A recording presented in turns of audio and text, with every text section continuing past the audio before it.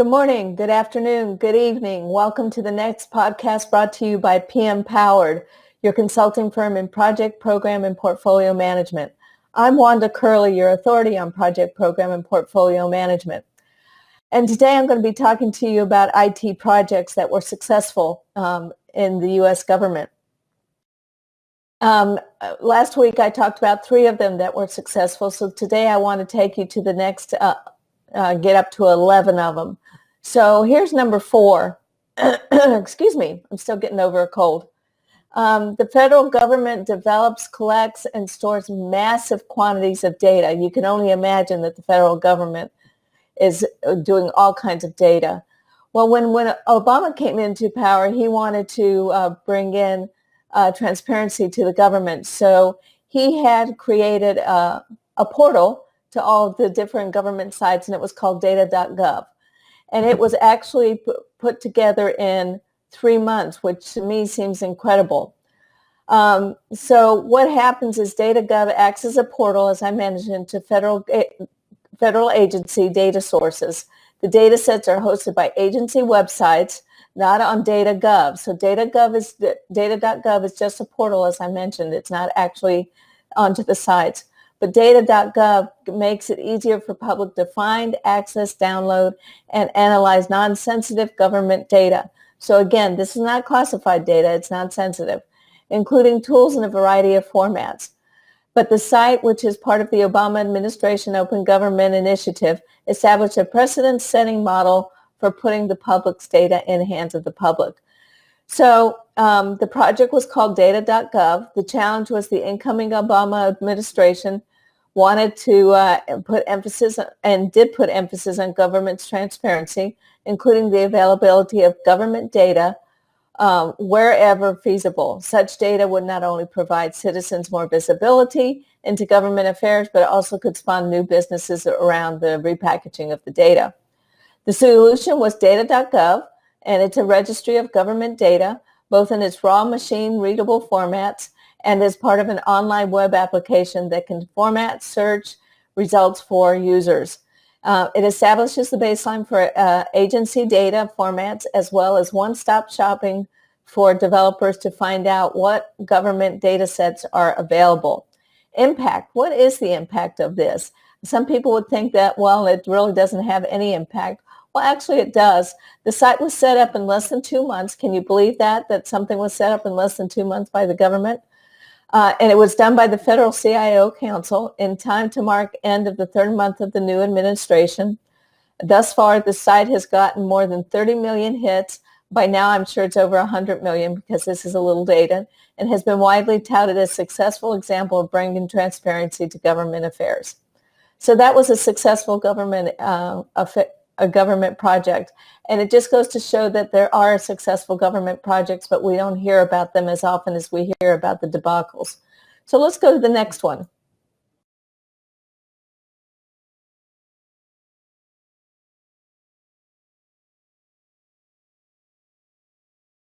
So the next one is the National Data Exchange lets FBI cast its new, wider, and deeper. So there's always been an issue where criminals, if they did something in one state or at the local or at the state level, we couldn't get the information if they then do something in another state. So the FBI wanted to encourage and find out how to bring this all together. So information sharing is a critical component of today's public safety mandate. To move key investigative information across disparate systems, the FBI's Criminal Justice Information Services has developed the Law Enforcement National Data Exchange. It's called NDEX, and for nationwide integration and discovery of criminal justice data. The deployment of NDEX marks the first time in U.S. history that local, state, tribal, and federal criminal data has been openly shared. So can you imagine having access to local, state, tribal, and federal criminal data so that you can see if somebody's done a federal crime and now they're doing it at the state or the local level, or if you have a tribal person that's done some criminal activities and now falls into local areas. So let's see, and it openly shared. In the past year, the system has reached new milestones with more than 51 million records. I'm sure it's very high, well, even higher now, because this is, as I said, somewhat dated. This is from the information is from 2009, and it's from 14 contributing agencies. It dramatically enhances public safety by enabling 200,000 law enforcement officers and 18,000 different agencies to effectively work together. So I can imagine all of this is much higher. So the 200,000 law enforcement officers, I'm sure, is much higher, and the 18,000 different agencies is also higher. So let's look at the project at a glance. The organization was the FBI Criminal Justice Information Services. The project was National Data Exchange, or Index. The challenge was to share crime data among law enforcement agencies at multiple jurisdiction levels. The solution was to build on the FBI's service-oriented architecture with secure entry through existing law enforcement online web portal. So they wanted to do it as much as possible with the existing portals that they have out there, and sophisticated search and pattern matching, engaging running on server clusters. Impact, 200,000 users expected by next year. Again, I think this is much higher because this is from 2009. Investigators report success stories in identifying leads to make arrests they wouldn't have found before Index debut last year. 4 years from planning to final rollout phase in 2010, and approximately $100 million to get it off its feet. So I think this is a great thing, and the FBI, my hat's off to the FBI and what they are doing. So now let's go to the next one, number 6. So this is at the Library of Congress. So it says the past now has a future. It took 2 centuries for the Library of Congress to acquire its 29 million books. Can you imagine 29 million books? And 105 million other items. Today, it only takes 15 minutes for the world to produce an equal amount of information in digital form, creating unprecedented archiving challenges for the Library of Congress. The library is meeting the challenge of digital preservation by developing new tools to transfer large quantities of digital content. To date, more than 3 million files have been transferred and stored using Bagot specifications. Due to the library's digital preservation initiative, more than 1,000 collections of digital content have been selected, captured, preserved, and made available to the U.S. public and online visitors across the globe. So the project at a glance, I really think this is successful because they're taking everything within the Library of Congress, and it's going to take a while. As you saw, in 1 year, they only did 3 million files, and they have 29 million books. So the project at a glance, it was done by the Library of Congress Office of Strategic Initiative. It's called the National Digital Information Infrastructure and Preservation Program. It's preserving millions of physical items in the Library of Congress collection, and terabytes of new data being produced so that they will be able to access it in digital format. Solution is cooperation with government, industry, and academia to create specifications, standards, and tools for handling and preserving digital data in a variety of formats. And as you can see, you can have cooperation between the government, industry, and academia to produce something that is successful. The impact was millions of items have been preserved digitally and made available online, and millions more digital film files are being generated and archived. Cost, a special appropriation of $50 million funded the program from 2001 through 2007. It now has an annual budget of $6.5 million. I'm sure this is to archive and maintenance fees. So let's now go to number 7.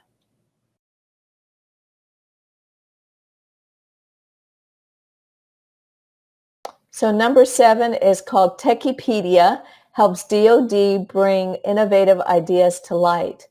So the DoD has a lot of things going on, and they need to be able to bring things classified and non-classified in different areas so that people can look at it, and then business can sometimes be able to create new thoughts and ideas on how to do things. And this Techipedia brings brings businesses to the correct DoD person to maybe expand the ideas of what's going on in the military. So Americans' adversaries in times of expansive technological growth can quickly incorporate new technology innovations that threaten America and its interests. To meet these threats and also exploit innovations, DoD developed DoD Techipedia, a suite of services using Web 2.0 tools that harness crowdsourcing and collective intelligence tools to assemble the best technology solutions available for the military, faster than ever before. Among other valuable benefits, DoD Techipedia provides the combatant commands with better access to internal DoD science and technology innovations. It also assists small technology companies that have never worked with DoD to get their product in front of DoD decision makers. So as I mentioned before, it's almost like an innovative area that harnesses the innovations of small companies that can bring things to the DoD and that wouldn't be able to do it before. So let's look at the project at a glance. So the organization was the Rapid Reaction Technology Office, RRTO, the Director of Defense Research and Engineering, the Defense Technical Information Center, and the Department of Defense Chief Information Officer. So can you imagine bringing all of these areas together and actually creating something that works? So it does happen. So the project was DoD Techipedia, suite of services by the DoD Techipedia team. It would be interesting to find out how many were on the team to develop this, and I'll try to find that out for you. The challenge was to find a secure way for DoD scientists, technologists, engineers, and mathematicians, as well as affiliated contractors and researchers, to share information on developing technologies. So the solution was DoD Techipedia uses wiki technology to provide an interactive tool available across the DoD community. And as I mentioned before, it's classified and unclassified networks. And the Defense Solutions provides DoD the opportunity to attract ideas from new sources. So it's almost like an incubator for smaller companies to bring in their different ideas on how to resolve some of the technological impacts they have. So the impact has been more than 9,000 users have registered. Again, this is from 2009, so I'm sure there's more. And more than 1,000 articles have been posted. Defense Solutions has received more than 70 proposed ideas and is working on agreements with a half a dozen submitters. The cost, the projects were started with $3.5 million of seed funding from the Office of the Director of Defense Research and Engineering under the Office of the Secretary of Defense Undersecretary for Acquisition, Logistics, and Technologies. My hat off to the DoD groups that put this together and were able to come together and work collaboratively. Because sometimes this doesn't happen when we have different agencies trying to bring things together because they all want to be in charge. So let's bring the next one to bear. It's the 8th project. Army system tracks medical care from the battlefield to the hospital. So last week we actually talked about one that talked about logistics for bringing medical care. So they were tracking all kinds of different equipment that the wounded veteran might need from the battlefield all the way to the accepting hospital to help them on their way. So this one is the move from paper medical records to digital records in the war zone and at the battalion aid station level of care reached new levels over the past year with the electronic medical record. Electronic medical records are bringing lots of advancements even in the civilian community. So advancements made by the Army Medical Command Communications for Combat Casualty Care, or MC4. So that's the name of the project, is MC4. It integrates various software applications that are used by all armed forces, so that's good to hear. It's not just the Army, but all armed forces, onto a variety of ruggedized Army hardware devices, including ruggedized handhelds, laptops, servers, printers, and peripherals. MC4 saves the Army time and resources in producing an alternative solution and gives birth to a new EMR, Train as You Fight, a model that better prepares medical units to use and support MC4 in combat zones. While transporting the battalion and stations from paper to EMRs. Over the past year, MC4 deployed 5,500 systems into forward operating combat support hospitals, doubling the number of electronic patient encounters captured on its system to more than 10 million. So hats off to you, the Army. So the project at a glance, the organization is the Army's Product Management Office. The project was the Medical Communications for Combat Casualty Care, so MC4. The challenge was to replace paper-based medical recording and logistics practices with a comprehensive electronic medical recording and medical logistics systems in a tactical environment, and it sounds like they did it well. The solution was to integrate field and support the MC4 system and broaden the use of its garrison, battalion, and stations to facilitate a train-as-you-fight model in the Army. Since 2003, more than 12 million electronic patient interactions have been captured via MC4, and 750 units with medical staff in 14 countries have been equipped with MC4.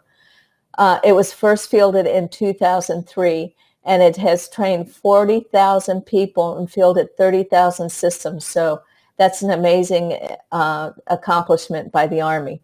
And that's to help our veterans that are out there fighting for us.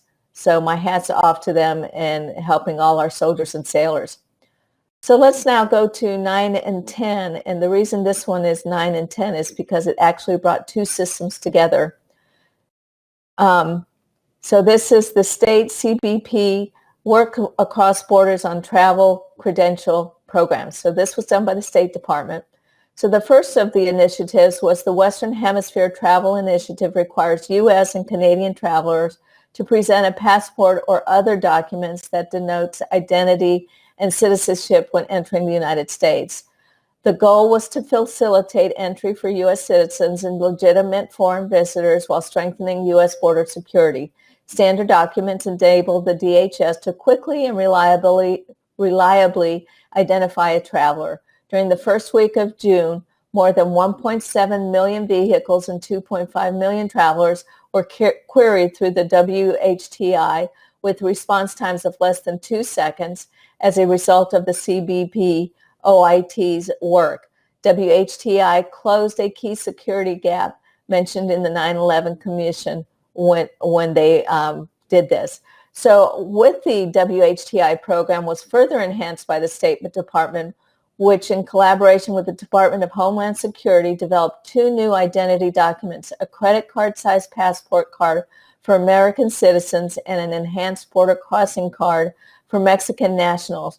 The WHTI served as a major accomplishment among multiple agencies, and it enabled collaboration with the public industry partners and business groups, thus enabling consular affairs to meet product demand and improve overall service levels to the public. So the project at a glance, let's look at it. The organizations, and there were quite a few involved, was the Homeland Security Department, the U.S. Customs and Border Protection, the Office of Information Technology, the State Department, the Bureau of Consular Affairs, and Consular Systems and Technology Office. Can you imagine bringing all those disparate agencies together to create a system that we needed? And in fact, they created two systems, one for the U.S.-Canadian border and the other one for the U.S.-Mexican border. Excuse me. So this was for Western Hemisphere Travel Initiative. The challenge was to increase security at border checkpoints without adding to travel delays. The use was license plate readers and radio frequency identification enabled travel documents to assist data from the CBP officers. And more than 1.7 million vehicles and 2.5 million travelers' identities validated in the first week of operation without any increase in wait time. So that's amazing to bring a new system online and not have any major glitches. 18 months from award to contract.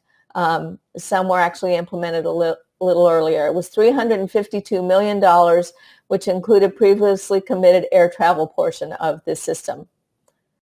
So let's go to the final one, our 11th government IT project that was a success. This was for the U.S. Postal Service, which receives a bad rap a lot because they're constantly working working in the red. They can't seem to make things come out at an even monetary system. So they're not supposed to be working in the red, but they constantly are. So USPS upgrades product tracking system while keeping mainframes in place. So the reason the USPS had to do a product tracking system was not only for their own information, but the users were demanding it because FedEx and UPS tracked packages, so they wanted to know, people like me wanted to know why USPS couldn't track their packages and let me be able to see it. So the nation's citizens rely on an efficient mail shipment service, I would hope so, and expect timely, reliable delivery at reasonable rates. To meet these demands cost effectively, especially as market forces and the internet are affecting USPS business models, USPS needed a greater granularity of information. That required modernizing the USPS COBOL-based mainframe environment that supports its products tracking system. But with limited resources, the USPS took an innovative software solution using integrated facility for Linux, so that's amazing, they actually use Linux, and other steps that succeeded in reducing the cost per millions of instructions per second by an estimated 50%, 50%, together with reduced software and hardware licensing costs. So that's amazing to me that they were able to do an open source system to help them bring their mainframes and do it with less coding. So the project at a glance, it was the U.S. Postal Service. It's called the Product Tracking System Upgrade. The challenge was to address growing demands from customers for increased visibility for their packages as they travel through the postal network. USPS needed to upgrade its product tracking system to increase the number of packages the system could process, ensure low-cost scalability to meet future demands, and provide more detailed information for you and me if we wanted to track our packages.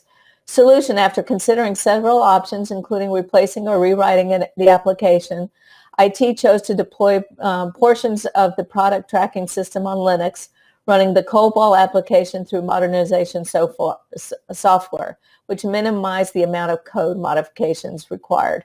Impact: after successful completion of this modernization approach, excuse me, the new environment is reducing the future cost by allowing the system to grow on a low-cost Linux platform. So my hat's off to the USPS, but they need to modernize more if they're going to keep up with the likes of FedEx and UPS and DHL, all of those that provide tracking information and are constantly innovating. So USPS, you need to constantly innovate as well. I hope these IT projects bring you some idea that governments can do successful projects. I'm Wanda Curley, your authority on project, program, and portfolio management. This was brought to you by PM Powered, your consulting company on project, program, and portfolio management that can meet your needs as required for your company.